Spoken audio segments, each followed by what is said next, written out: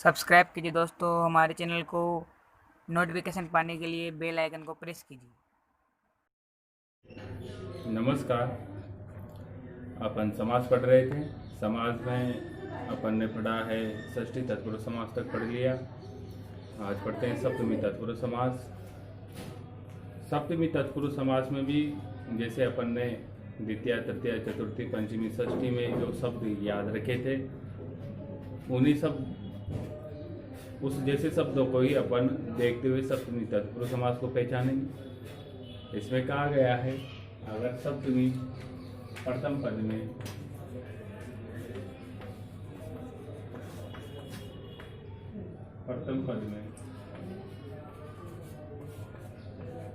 सप्तमी विभक्ति का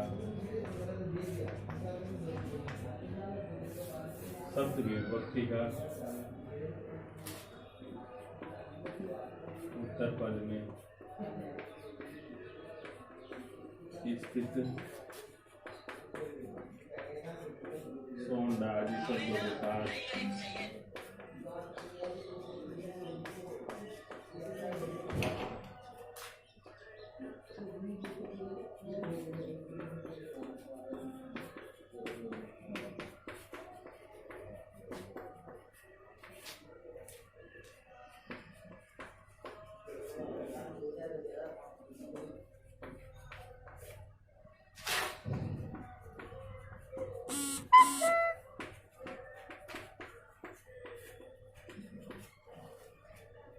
यहाँ पर कहा गया है कि सप्तमी विभक्ति का उत्तर पद में स्थित सोंड आदि शब्दों के साथ होने वाला समास है।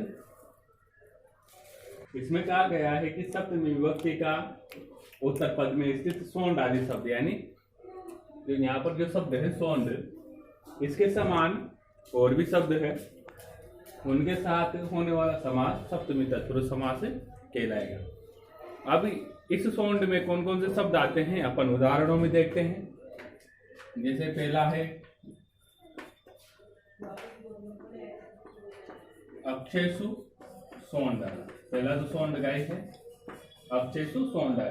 जो ये सोंड शब्द है, इसके साथ जो सप्तमी विभक्ति आई है, इसी के योग में सप्तमी तत्पुरुष समास होता है और अपना समस्त पद बनेगा अक्षसोंड।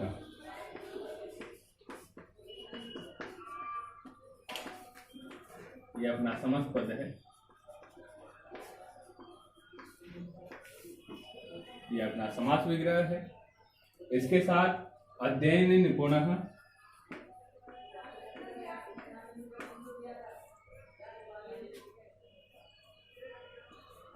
अध्ययन निपुणः, जो ये निपुणः शब्द है, ये भी सोंड वर्ग में ही आता है। अध्ययन निपुण,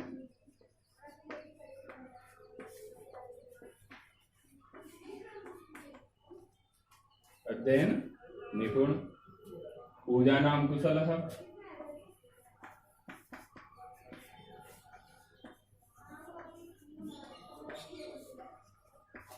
पूजा कुशल।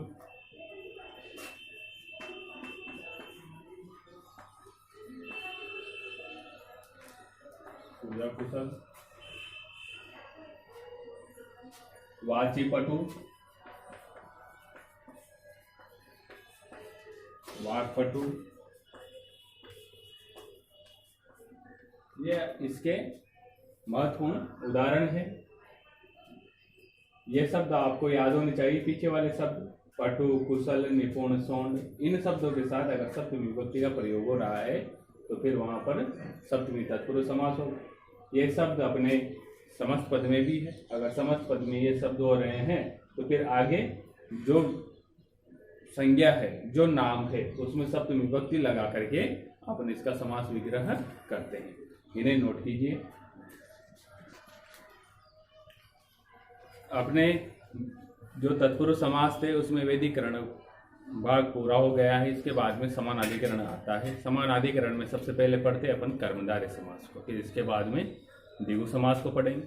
समानाधिकरण का मतलब अब मैंने पहले भी बताया था, दोनों पदों में अगर प्रथमा विभक्ति का प्रयोग हो रहा है तो फिर वहां पर समानाधिकरण तत्पुरुष समास होगा। और जो समानाधिकरण तत्पुरुष समास है उसमें पहला पद है कर्मधारय समास, ये कर्मधारय समास आपके सिलेबस में दे रखा है, तो इसे अच्छी प्रकार से पढ़ेंगे। देखिए, कर्मधारय समास में क्या होता है, एक पद विशेषण होता है, दूसरा पद विशेष्य होता है। अगर ये नहीं हो तो फिर वहां पर एक पद उपमा और एक पद उपमेय, ये पहले भी आ सकते हैं और बाद में भी आ सकते हैं। तो देखिए यहाँ पर विशेषण किसे कहेंगे। विशेषण, अगर किसी की विशेषता बताई जा रही है तो जो विशेषता बताने वाला जो शब्द है उसे विशेषण कहेंगे। विशेष, जिसकी विशेषता बताई जा रही है। उपमा, उपमा किसे कहेंगे। उपमा, जिस पद के द्वारा यानी किसी की उपमा दी जा रही है, तो जिसके माध्यम से उपमा दी जा रही है उसे उपमा, और उपमेय जिसकी उपमा दी जा रही है। यहाँ पर ये तुलनार्थ में आएगा, ये विशेषता के अर्थ में आएगा। तो उपमा और उपमेय, विशेषण और विशेष्य, आप हिंदी में भी पढ़ चुके हो और संस्कृत में भी इसे पढ़ते हैं, तो अच्छी प्रकार से समझ गए होंगे कि जो विशेषता वाला पद है वो विशेषण और जो तुलना वाला पद है वो उपमा कहलाता है। इसके बाद में देखिए, जो कर्मधारय समास है, कर्मधारय समास 5 प्रकार से होता है, 5 अर्थों में होता है, 5 प्रकार के भेद इसके।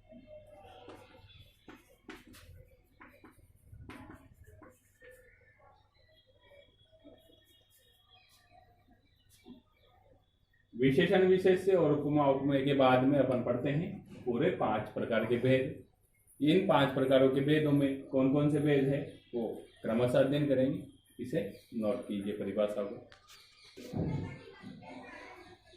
कर्मधारय समास होता है, उसके पूरे 5 प्रकार हैं, जिसमें पहला प्रकार है विशेषण पूर्व पद, यानी प्रथम पद में विशेषण का प्रयोग किया जाएगा, उसके बाद में विशेष्य का प्रयोग किया जाएगा। तो देखिए, अगर प्रथम पद में विशेषण का प्रयोग हो रहा है तो फिर वहां पर समास किस प्रकार से होता है, उसका समास विग्रह कैसे होगा, समासांत पद किस प्रकार से होगा, ये उदाहरण के माध्यम से देखते हैं। शोभनम पुरसा,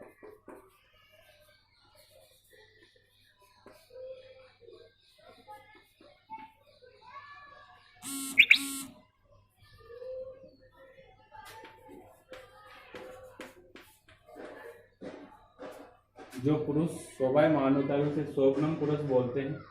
अब देखिए, यहाँ पर शोभनम, शोभनः और पुरुषः,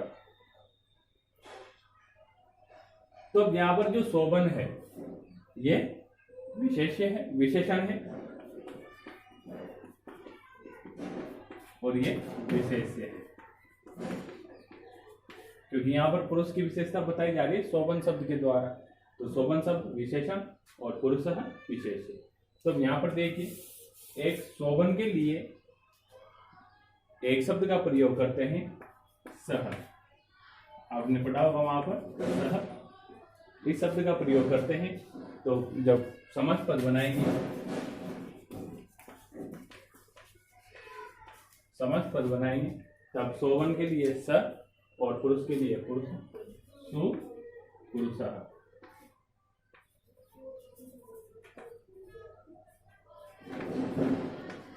इस प्रकार से इसका समास पद बनेगा। ये समास विग्रह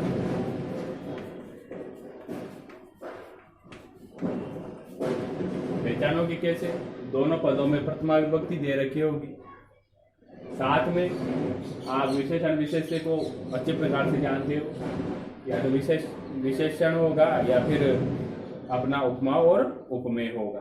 इस पद के माध्यम से आप कर्मधारय समास को पहचान सकते हो।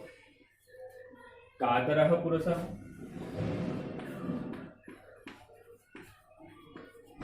कातरः पुरुषः, जो इसका समास पद बनेगा वो है कापुरुषः।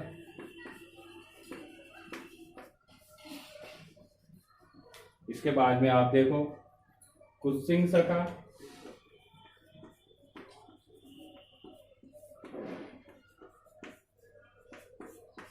कुसखा,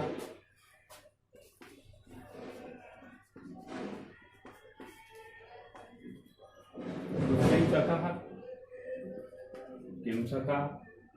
इसके बाद में देखो आप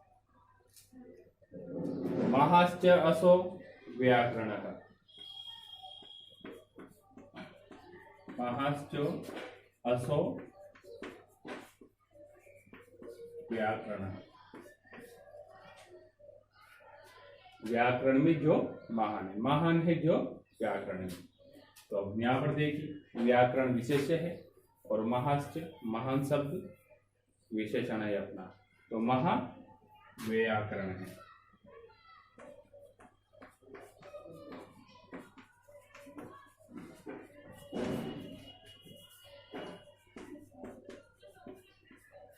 महाव्याकरण, ये इसके महत्वपूर्ण उदाहरण है, इन्हें नोट कीजिए। देखिए इसके बाद में विशेषण उभय पद कर्मधारय समास, इसको पढ़ते हैं। पहले अपन ने विशेषण पूर्व पद यानी प्रथम पद में विशेषता वाला शब्द रखा था। अब यहाँ पर जो विशेषण है वो उत्तर पद में जाएगा और अपना किसी तीसरे अर्थ को प्रकट करेगा, यानी दोनों पद विशेषता वाले ही होंगे, मगर दोनों पद विशेषता वाले होंगे वो किसी अन्य तीसरे की विशेषता बता रहे होंगे। तो देखिए जिस कर्मधारय समास में दोनों पद किसी तीसरे पद की विशेषता बताते हैं वहां पर उत्तर पद उभय पद विशेषण उभय पद कर्मधारय समास होता है। उभय पद यानी कोई अन्य, उभय यानी कोई अन्य पद जिसकी विशेषता बता रहे हैं, जैसे चरम च अचरम च, चराचर। जो चराचर पद है ये विशेषता बता रहा है किसकी? जगत की। जो जगत होता है वो चर भी होता है अचर भी होता है। यहाँ पर जो संसार है वो चराचर है, चलने वाला और चलने वाला। तो यहाँ पर ये समास विग्रह है अपना और ये समास पद, ये दोनों पद विशेषता बताएंगे किसी अन्य की। तो यहाँ पर चरम भी है और अचरम भी है। कौन है ये? जगत। आप यहाँ पर कंफ्यूज होंगे इसमें बहुव्रीहि समास में, क्योंकि वहां पर भी तीसरे पद की विशेषता बताई जाती है, तीसरा पद का अर्थ निकाला जाता है, मगर बहुव्रीहि समास में विभक्तियों का एक समान विभक्तियों का प्रयोग नहीं होता, यहाँ पर समान विभक्तियों का प्रयोग होता है। आगे देखो, कृष्णश्च श्वेतश्च, कृष्णश्च श्वेतश्च, कृष्ण से। इसके बाद में देखो गुप्तम च अभुक्तम च,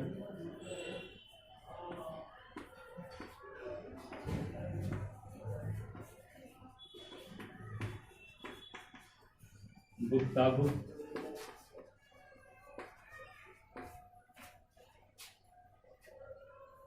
पीतम च अपीतम च,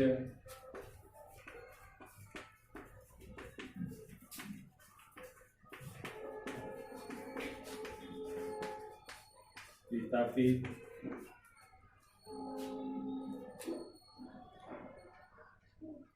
इन्हें नोट कीजिए। जो आपके ये विशेषण उभय पद में जो समस्त पद आएगा वो इस प्रकार से आएगा, च पद से जुड़ा हुआ होगा तथा बनने वाला शब्द हमेशा पुल्लिंग में बनेगा, एक वचन में। पीता पीतम ये नपुंसकलिंग में बनेगा, भुक्ता भुक्तम, कृष्ण श्वेतम, चराचर ये पुल्लिंग में बनेगा। यहाँ पर देखिए आप च पद से जुड़ा हुआ है और दोनों पदों में विशेषता है, दोनों पदों में विशेषता बताई जा रही है, वो किसी अन्य की विशेषता बताई जा रही है, इसलिए यहाँ पर विशेषण उभय पद कर्मधारय समास और इसे नोट कीजिए। अब देखिए अपन ने विशेषण और विशेष्य वाले पढ़े, अब उपमा और उपमेय वाले पढ़ते हैं। विशेषण और विशेष्य में च पद का प्रयोग होता है तथा उपमा और उपमेय पद में अगर यहाँ पर उपमा और उपमेय पद आ जाए तो फिर वहां पर इव शब्द का प्रयोग होता है। तो देखिए उपमा पूर्व पद, यानी पूर्व पद में क्या होगी? उपमा होगी।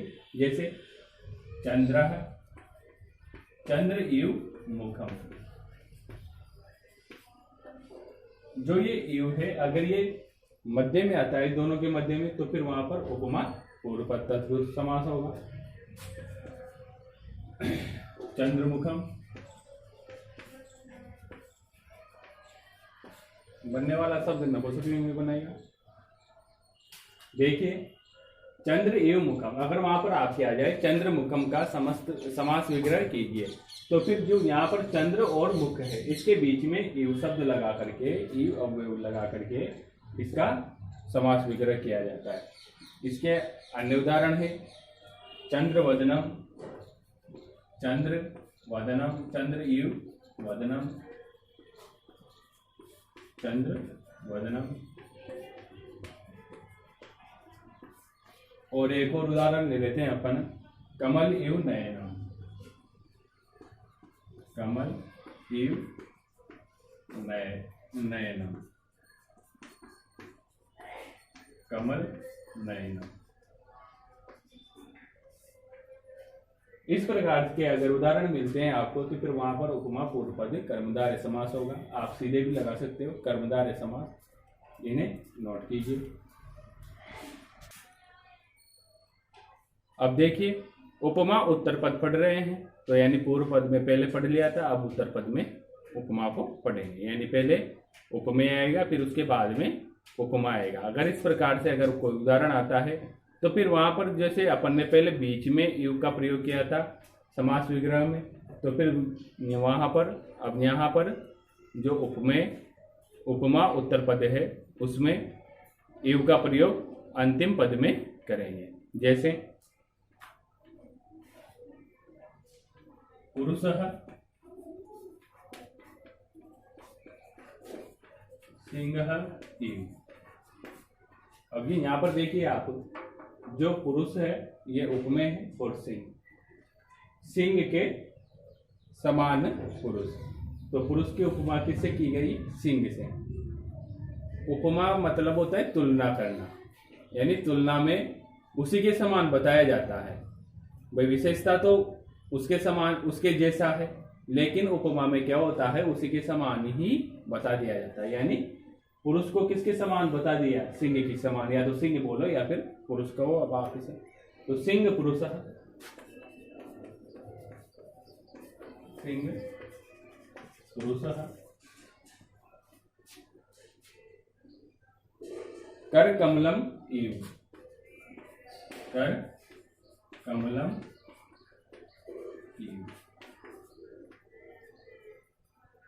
कर कमलम इव, कर कमलम। उसके पैर किसके समान है? कमल के समान। इसके बाद में आप देखिए चरणम इव कमलम, चरणम इव कमलम। चरण किसके समान है? कमल के समान, तो चरण कमलम।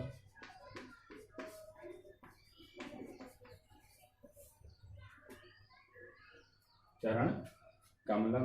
विद्या इव धनम,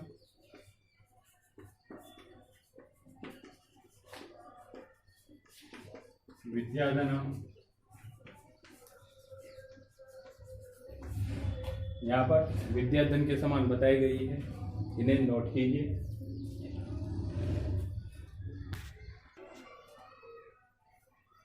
अब पांचवा प्रकार पढ़ते हैं, तो पांचवें प्रकार का नाम है उपमा।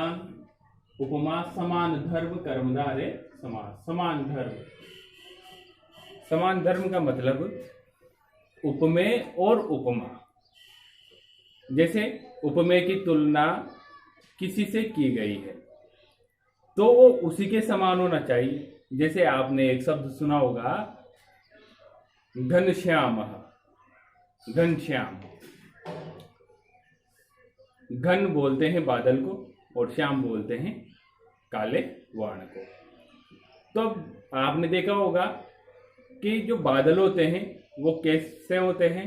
श्याम वर्ण के होते हैं, काले वर्ण के होते हैं, काले रंग के होते हैं।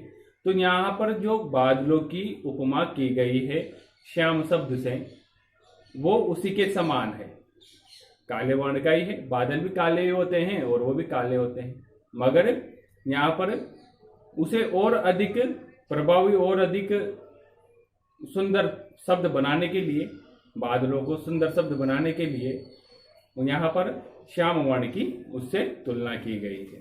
तो देखिए, उपमान समान धर्म कर्मधारय समास में उपमेय और उपमा दोनों एक ही वर्ण के आएंगे या समान अर्थ में आएंगे। जैसे घन इव श्याम,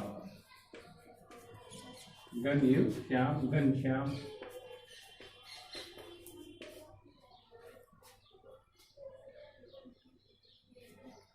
नवनीतम इव कोमलम, नव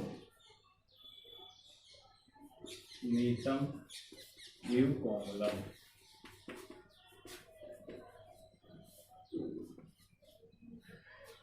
आप देखिए, नवनीत जो नवीन है और कोमल भी है। यहाँ पर जो कोमल शब्द है उसकी नवनीतम में उपमा की गई कि जो कोमल है वो नया है। तो इन दोनों में समान धर्म है। नया भी कोमल ही होता है और ये कोमल नया ही होता है। आप देखिए पुष्प की पंखुड़ियाँ, तो जैसे वो कोमल होती है, जैसे जैसे वो नई छोटी पंखुड़ियाँ होती है तो वो कोमल होती है और वो छोटी पंखुड़ियाँ नवीन होती है। नवनीतम इव कोमलम, नवनीत कोमलम।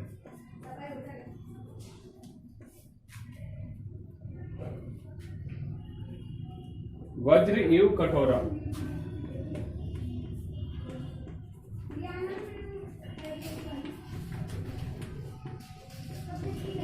देखिए यहाँ पर वज्र कैसा है, कठोर है। कठोर शब्द अपने आप में एक दृढ़ता का पर्यायवाची है और वज्र का धर्म भी क्या है, कठोर ही है। अगर वज्र कोमल होगा तो फिर उसे लड़ा नहीं जाएगा। तो वज्र इसका धर्म भी कठोरता से लिया जाता है और ये कठोरम है। तो इसको और अधिक अत्यधिक कठोर बनाने के लिए वज्र इव कठोरम, वज्र कठोरम।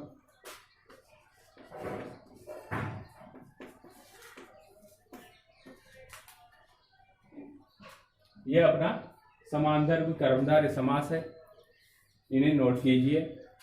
और ये अपना कर्मधारय समास पूरा हो चुका है। आगे की क्लासों में अपन द्विगु समास पढ़ेंगे। धन्यवाद।